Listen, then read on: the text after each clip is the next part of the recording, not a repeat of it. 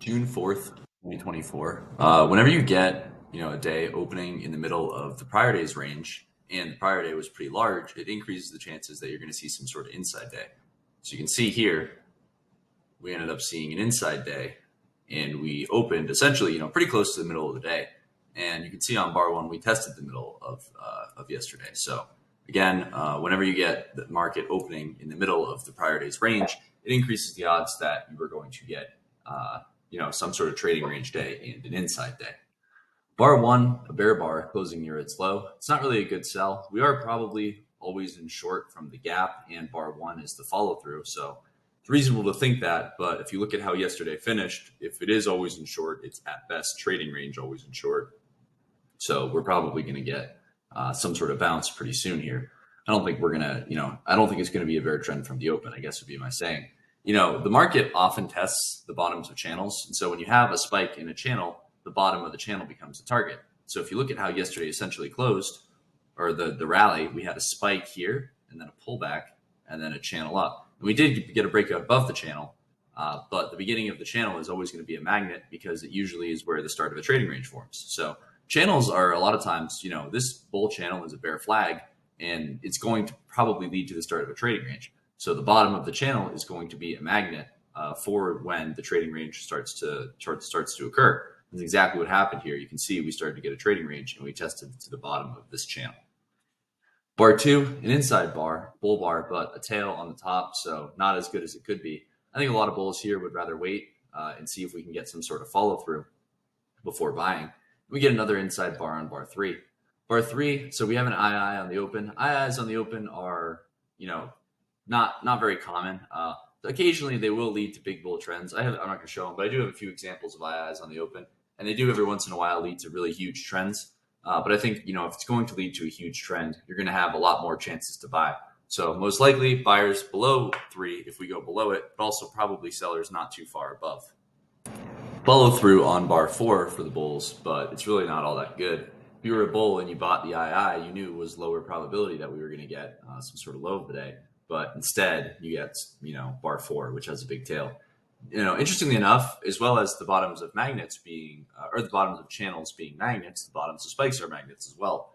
So we had a pretty strong spike into the close yesterday, and you can see the area we found support on 1 and 2 is right at the bottom of that spike. So the bottoms of channels are magnets, the bottoms of spikes are magnets as well. Bar five, a bear bar. You could call it a double top, 1, 5, or a micro double top, 4, 5. But bulls just see a pullback, and bears are hoping double tap or pullback in their bull trend, which they started on 2, 3, and 4. Bears are hoping that we've started some sort of big bear trend, and now we're going to get a big measured move down. I think more likely it's going to end up being just a trading range open. So, probably buyers not too far below, probably sellers not too far above. And you can see we get a doji bar on bar 6. Bears C6, they think that the gap down in bar 1 is the start of the bear trend, and the pullback is 2, 3, and 4. That's the first leg. And then you get the low 1, short 5, and the second leg of the pullback would be bar 6. It's not really a very good buy for the bulls because it's a doji bar and you're buying high in what is probably a trading range. So the bears, they're hoping that we're going to get a good sell signal bar on 7 and resume the bear, the quote unquote bear trend. It's not a good bear trend, but it is a bear trend. They're hoping we're going to resume that down to the bottom of the channel and potentially even all the way down to this high right here. So the bears who sold above this high, they've been scaling in and they haven't been able to get out yet. So we should have tested, or we should test back here at some point. But bar 6, double bottom with 3. So bulls hoping that this is the start of some sort of swing up. Probably not, but to me, just tight trading range, not going too much higher, not going too much lower. And then we get another surprise bar on 7. The market often likes to repeat things that it does, and sometimes we get surprises on bar 7. Yesterday, we got a surprise on bar 7, and then you can see again today, we got another surprise on bar 7. So good for the bulls, but a big tail on the top of bar 7, which is not ideal. Again, when the market moves that fast, it's usually going to find sellers because bulls are going to be surprised by how much money they've made, and so they're just going to exit the trade. 8, a bear bar closing near its low. It's a bear surprise. You can sell it, but there's a lot of problems. The main problem being your risk is huge because your stop would be probably above 7. So if you're selling below 8, it's really not all that ideal. You're hoping that we've basically seen the high of the day and we start some sort of measured move down. Additionally, bar 7 was good enough for a second leg up, and the bulls who bought below bar 7 are very likely going to make money. So if you're selling below 8, you're hoping that bar 9 pretty much looks exactly like bar 8. If you don't get that, you're probably just got to scalp out. So traders sell below 8. They're hoping 9 is another big bear bar closing on its low, and we get a measure move down to the bottom of the channel, and potentially even where the reversal started down here. But more likely, you're going to get disappointing follow through. And when you get the disappointing follow through on 9, what do bears do? Well, now that again, it's probably a trading range, and I think 9 confirms that we're most likely in a trading range. So the probability is not that high of a follow through bar on 10. And your risk is really large, so a lot of traders exit the trade, and that causes the bounce on 10. Probably a minor reversal up, but not really worth buying, not really worth selling. Most traders just stay flat. You can see on 11, we tested the 7 close. So some bulls, maybe they bought the close of 7, hoping that 8 was going to be another big bull bar, and they got disappointed with how 8 and 9 went. So they scaled in lower, and they used the rally on 11 to get out. 11, a bear bar closing near its low. You could argue head and shoulders top, left shoulder, head, right shoulder. And those traders want the market to trade below 11 and get some sort of swing trade down. However, it's not really all that good to me. It's still a big bar with big risk, and you're in a tight trading range. Additionally, I thought that the move over here, this is still going to have influence over the market for a couple more days. So, if you look at like an hourly chart, right. So if you look at like an hourly chart, if this was the chart you were looking at, let's say you were a trader who traded the hourly chart, you see this. Do you still think that this has a lot of effect over here? Yeah, it probably does. So you got to be thinking that that we might end up getting some sort of big second leg from this, essentially 1 and then 2-legged pullback, and maybe the start of the second leg up. But more of the story is we're probably going to get a little bit more of a rally because this spike was so strong. If you look at a 4-hour chart, since price action is true on all charts, let's do it this way. Let's just look at SPY. Well, it's hard to see because the extended hours are on, but you can see again such a big bull surprise that we're probably going to get some sort of second leg up from it, and it's unlikely that we're going to get that this is just going to sell off basically. You understand my point though. But since the price action is true on the 4-hour chart, it's also true on the 5-minute chart. And so you should expect over the next couple of days, we're probably going to get some sort of another leg up for the bulls. It's really important that we do not trigger below 11 on 12. If we did trigger below it, it would make 12 a worse buy. The reason being it's not an inside bar. And also, 11 was a big bear bar closing near its low. So a lot of the traders who sold were waiting to sell below 11 would have gotten trapped had we traded below 11. And if they're trapped and it's trading range day, it's more likely that they're going to be able to get out. So the fact that we did not trade below 11 decreases the probability for the bears a little bit, because usually if we did, there would be scaling bears trying to get out, and they would usually be able to. 12, a bull bar closing on its high, an inside bar. I think it's an okay swing buy early in the day, but I think the big problem that I have with it is that you're buying a big bar high in a trading range. So it's really not as good as it could be. Some traders would rather wait and see if 13 is follow through. But realistically, that 13 is probably not going to be follow through. 6 or 8 and 9 are pretty strong bear bars, and 11 is also a pretty good bear bar. So I don't think we're going to rally straight up here if we do rally. So it's okay to be long, but you have to realize we're probably not going to rally straight up. 13, a bear bar, but a big tail on the bottom. If you bought above 12, you exit below 13. I personally would not. I think if you bought above 12, you're buying because we're always in long, and you think we're going to end up getting some sort of measured move up. You know that the move on 8 and 9 and 11, all those moves are pretty strong. So we might end up getting some sort of move against you, or you might get some sort of move against you. In general, 60% chance when the market's starting a trend that it's going to try and do something to trap you out. So this is part of that 60% where you get the signal bar and then the bear bar trying to trap the traders out before it attempts to go. So I would personally not exit below 13. I would rather wait and see what we get. And that 12 is a big enough bar that even if we do trade down a little bit, we're going to test back to the 12 close because it's such a big, strong bar. 14, a bull bar, but it's a doji bar. It is closing on its high, but it's offering you a better price than the buy above 12. So something's wrong here. We shouldn't be, if this is going to be a bull trend, traders who bought above 12 should not be in at a worse price than the traders who are getting the next signal bar. and it's a small doji bar. So the trade, if we buy above 14, or if you buy above 14, realistically, we're probably going to have to test back down to the 14 high at some point. So it's always suspicious when the market offers the second entry at the beginning of what you hope to be a trend at a better price. It usually means it might end up being a trap. 15, a bull bar. It's good for the bulls, but it's not the best looking bull bar. It's still okay to be long. It could be some sort of wedge, 1, 2, 3, maybe consecutive, 1, 2, 3, 1, 2, 3. So I thought okay to be long, always in long, but we need to start to get a rally pretty soon. And then we got bar 16, extremely disappointing, right? And the thing that was interesting is on bar 17. So first off, 16 triggers the sell below 15. You could argue big low too, but really not that good trading range. And when 17 opened, it rallied immediately before trading below 16. And why is that? Well, some traders bought the close of 16. The bulls had one more chance. So if 17 was a big bull bar closing up here, undoing everything that 16 had done, there was still a chance that bulls bought and we got the swing up. But this was their final chance. So bulls needed 17 to be a good bull bar. And the question becomes, what are bulls going to do? Are they going to be buying more as we start to rally, or are they going to be using any sort of bounce to just take profits and get out of the trade? And you can see any bull who bought above 14, they didn't mind 15, but 16 really disappointing.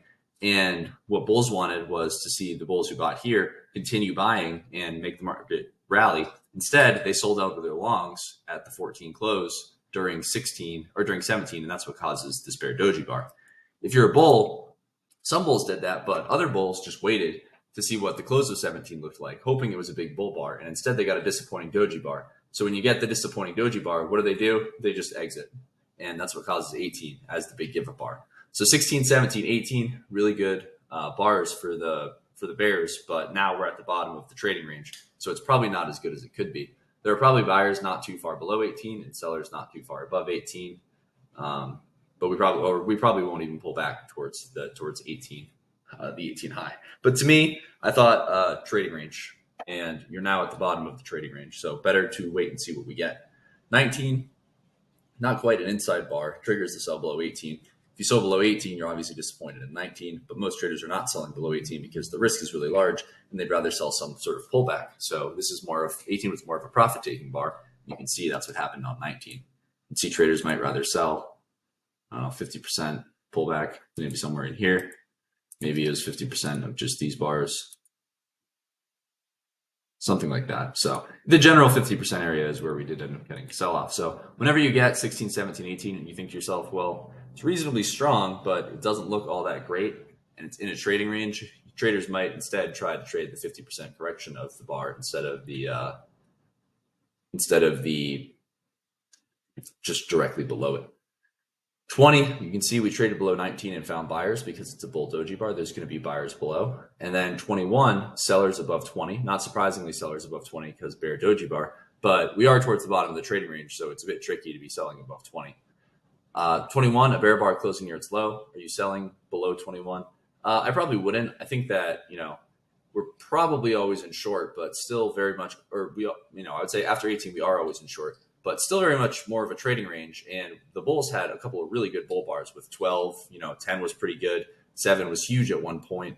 So I'm concerned for the bears, and I don't want to sell a risky trade, low in a trading range with reasonably big risk after we have all these good bull closes.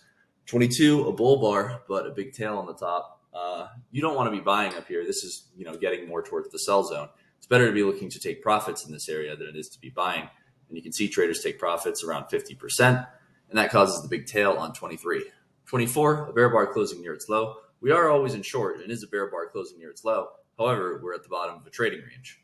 And 22, 23 is pretty strong, and we're probably going to get back to the 23 low at some point. So it's a swing. I think if you sell below 24, you are selling a reversal down from the moving average, which is good. I would argue it's, the low 2 was 23, but it's good follow through for it. But I think ultimately the traders who sell below 23 or buy below 23 and scale in lower are going to end up making money.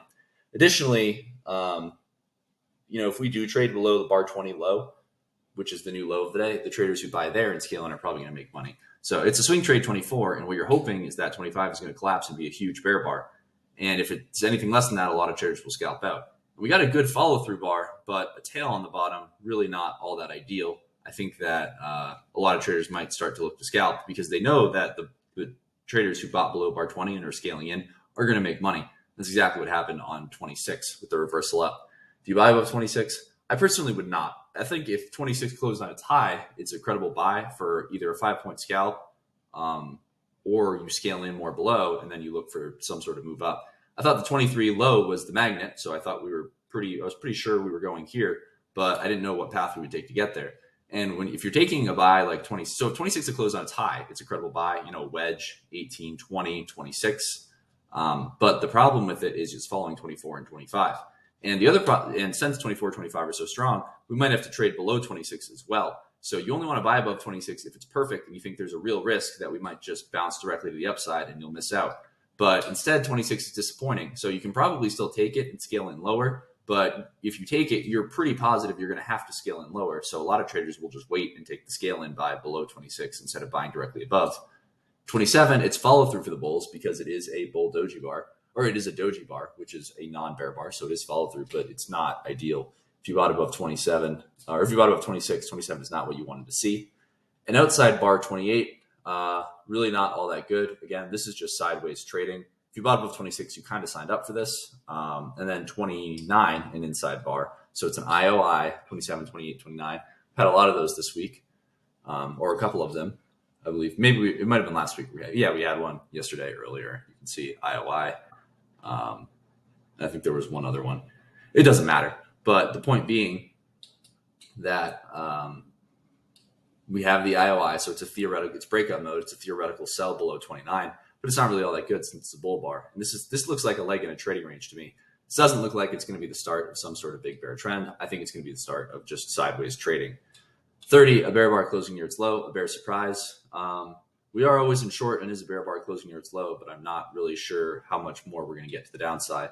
And I still think the bulls who are willing to buy below here are going to make money because they've been making money the whole way down. So 31, you can see we got disappointment at that low. Traders bought, and they're willing to scale in. Had 31 been another bear bar closing near its low, most of the traders who took the buy will just exit. 32, an inside bar. We did not trigger above 31, which is good for the bears. 31 was disappointing with the tail on top, but traders might still have to exit above it or a point or two above it. And you can see we get the inside bar 32. And then 33, a bull bar closing on its high or near its high. Do you buy above 33? Yeah, you definitely can. I think that the channel down was pretty tight, but it is a trading range, so we might just get a bounce. It's also okay to wait for follow through. So it's definitely okay to buy above 33. But again, I think it's one of those things where you might have to buy a little more if we go to a new low of the day. It's hard to buy above 33 and put a stop below 32. It's probably not wrong to do that, but I just think it's not ideal. 34, a doji bar, but a bull close, so it is follow through for the bulls, hoping that we're going to get a bit of a rally here. We are probably getting back to the 23 low today, and we might have to get back all the way up to the 15 close at some point. 36, follow through for the bulls, 35, follow through for the bulls, and a big tail on the bottom. But you can see, if you had bought above 33, once you see 35, you got what you wanted, and now you're in the trade, hoping it's higher probability now, I guess is what I'm saying. The way I think about, when trades become higher probability is if you take a swing trade that's lower probability, you're probably feeling a little bit anxious because it's low probability and you're probably going to lose. And then when you see a certain bar in a swing trade, you think, you relax a little bit. So if you buy above 33 and you see 35, you probably start to relax a little bit because now the market is starting to turn in your favor. And once you see 35, it's higher probability. So a lot of traders didn't buy above 33. They waited for 35, and they instead took the buy above 35, and they're trying to get back to at least the 23 low. 36 is a good bull bar. If you bought above 35, you got a quick 5-point scalp.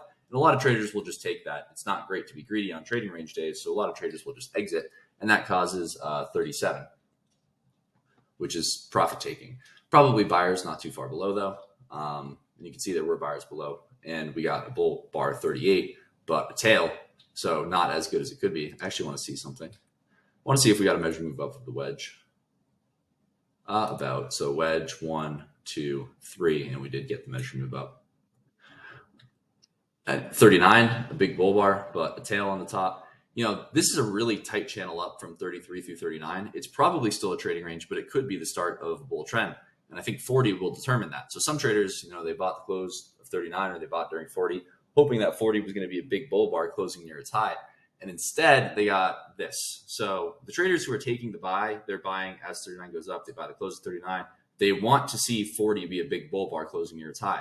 If they see that, then they know this is more likely turning into a trend. However, when you get a disappointing bar, the traders who do that, they don't sit there and hope that the trade's going to go their way. They just exit their long, and that's what causes 41, the big bear bar. And you can see we had an open gap with the 35 high and the 38 low right here, and the traders think that this might have to close after you see bar sorry, I'm a little tired. After you see bar 41, a lot of traders will think this has to close because bulls were hoping that the breakout on 39 above 36 was going to form some sort of open gap, and instead we got disappointing follow through bar 41, so still a trading range. And inside bar 42, probably buyers not too far below, but I wouldn't buy after the big surprise on 41 when you're so high in the trading range. 43, not really, no one wants to sell below 42, but you get disappointment at 43. Bulls hoping that wedge 1, 2, 3, and now we have our two-legged pullback, and now we're going to get a rally. Bears just see towards the top of the trading range, middle of trading range. Bear surprise 41, so might get a couple legs sideways to down, and they're hoping that we're going to close this gap. You do get more follow through for the bears on 44. So to me, I see 2 legs down. We might start to try to rally a little bit here, but the upside is probably going to be limited. This is a trading range day, and it's better to look for quick trades. Small bars to buy near the bottom, 33, 35. Small bars to sell near the top. We didn't really have any good examples of that today. But yeah, 45, a bull bar closing somewhat near its high. It triggers, it's essentially a high 1 above 44 because we haven't traded above any other bars since we started the pullback. But some traders would like to look at it as a high 2, which I think is fine as well. If you buy above 40, or if you buy above 45, you're taking a swing trade, hoping that we're going to basically start a rally and get a measure move up with the wedge. And the channel up from 33 to 40 was pretty strong, so it's possible that we end up getting some sort of measured move out of that. If you think about it, the tight channel like this, the reason why the tightness of the channel is important is because this looks something like this on a higher time frame. So let's look at like a 15-minute chart. You can see it's consecutive bull bars and a bull breakout on the higher time frame. So it's smart. It's good to look at the lower time frame patterns and see what they look like on higher time frames, so you can get a better visualization of it. Because you don't necessarily need to look at the higher time frame, but what you need to know is it's a tight channel, so we're probably going to get a second leg up. And the reason that we're going to get a second leg up from the tight channel is because it's a breakout pattern. It's breakout bars on a higher time frame. 46 follow through for the bulls. We have consecutive bull bars closing near their highs. Good for the bulls. We're probably going at least a little bit higher, but I'm not sure how much higher. If I don't want to buy above 46, it's probably always in long. It's probably okay to, but I would rather wait for the breakout. I want to see something convincing. 47 is the problem, because if you're buying up here, you have bigger risk towards the top of the trading range, which isn't ideal. And that's why you're going to get disappointing follow through like you do on bar 47. Am I selling below 47? I probably would hesitate to take a short up here. We're pretty high in the range, yes, but 45, 46 is really strong. So I don't really think it's all that great to be selling. I think most of the selling up here was caused by the bulls who bought the close of 40, obviously disappointed in how this went and are using 45, 46 to get out rather than buy more. 48, a big outside up bar. It's a breakout bar above. I saw it as a wedge 1, 2, 3. I did not, real time think of the wedge 1, 2, 3. Probably should have, mistake on my part, but reasonable to buy above 48, I think. But it's a lot of the same problems you're running into on trading range days, in that you're buying big bars towards the top of the range. So you don't really want to buy a big bar towards the top of the range. You want to buy a small bar towards the bottom of the range, or sell a small bar from the top of the range. So it's really not, it's probably reasonable to buy above 48, but it's not really all that great. 49, a big bear bar, but we're probably getting back to the 48 close because it's such a huge bar, and it was a reasonable buy, and it was, it's pretty strong. So that even though we have 49, bulls are going to buy more below 49, betting we're going to get back to the 48 close. And that's why you get disappointing follow through on 50. Bears don't want to sell 49 because they know we're going back to the 48 close. Those traders are not going to stay trapped. It's a trading range day. 51, a bear bar, a big tail on the top. It's a double top for the bears. Bulls might exit below it, but it's not really all that amazing. 52, an inside bar. good for the bulls. Probably going at least a little bit higher, but I think you're going to run into resistance at the 48 high and more follow through on 53. Again, it is probably okay to buy above 53, but the problem you're running into is the 48 high is going to be a pretty important magnet. But if you do buy up here, your stop's below 50, and you can just buy and hold. And there's not really a reason to exit until 65. 55, a bull bar closing near its high. Bulls might try to buy, but you can see they were never let in on 56. And then a bull surprise, 57, a breakout above the wedge. However you draw the wedge, you could say 23, 40, and then 48 or 49 was a wedge, and this is the breakout attempt. You could just say that we had a spike from 33 to basically 40, and then we have a wedge 40. So a wedge channel 40, 49, 56. Those are all credible things, but regardless of how you're looking at it, 57 is a breakout attempt above that. It's a good bull bar, but a tail on the top, so we'll see how much higher we go. And then a bull surprise, 59, or sorry, 58. Another bull surprise, 59. So it's by the close. We're probably going at least a little bit higher, but it's still been a trading range day. So we need to start a pretty strong channel here if we're going to continue this rally. The 7 high becomes a magnet because it's a trading range day. So the traders who sold above the 7 high and are willing to scale in are betting this is still overall going to be a trading range day, and we will get back to this price. 60, we got a pullback and then a bull bar. So this is now a channel, right? We have a spike and then the pullback on 60, and now we're probably in the channel phase. So we're probably out of the spike phase of the trend, and now we're in the channel phase after 60. So we probably shouldn't trade very far below 60, if at all. 61, that is if this is going to be a big bull trend. 61, a bear bar closing near its low. Do you have to exit if you're a bull below it? Probably not, because of how strong this was, but it's not great because the risk is so big. But you're going to get a second leg up, and we're going to test the 60 high. 62, a high 1, an inside bar. Good for the bulls, but I don't know. I wanted to see this inside bar lead to a little bit more of a correction. We get good follow through on 63 for the bulls, but I don't think we pulled back enough for me to consider this a reasonable correction. I wanted us to go sideways for 5 or 6 bars towards the bottom and then start to rally again. But or maybe even more like 8 to 10 bars. But instead, we tried to rally again immediately, 62, 63, and we got a failed breakout, 64. 65 is a higher high double top with, some traders would argue higher high major trend reversal with, 57 through 60 being the spike, and then the trend line break on 61, and then reversal down 65. It's a micro double top, 64. But I personally would not sell 65 because we've been such a long micro channel from, first off, 57 through 60 is really strong. And you're also selling against a micro channel from 55 to 65. So it's a 10 bar bull micro channel and a couple of really strong bear bar or bull bars in there. So I personally would not take the sell. I would rather wait. But some traders did because they were betting the gap was going to close, and they get followed through 66. And then when we get 66, some bulls stayed long below 65, betting the first reversal down was going to fail. You could argue this is the first reversal down, but we never traded below it. And this reversal down 65 was going to fail.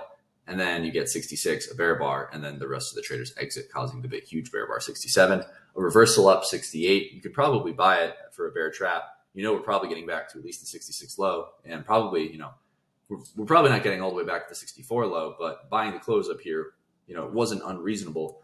So, they say, or Al says, 80% chance you take a reasonable buy, you buy again above another bull bar, you're going to be able to get out. So if you bought above 63, in theory, 80% chance that if you buy again above 68, we're going to get to here. And if you're flat and you see that buying above 68, and it doesn't look like it, but that is something that he says a lot, and it's looked into a lot of situations. It's very true. And you can see here, it doesn't look like 80% chance we're going here, but oftentimes it doesn't, and then we end up getting there anyways. So bad follow through 69, big tail because of how strong this is. 70 and 71, again, big tails. So possible micro wedge, 69, 70, 71.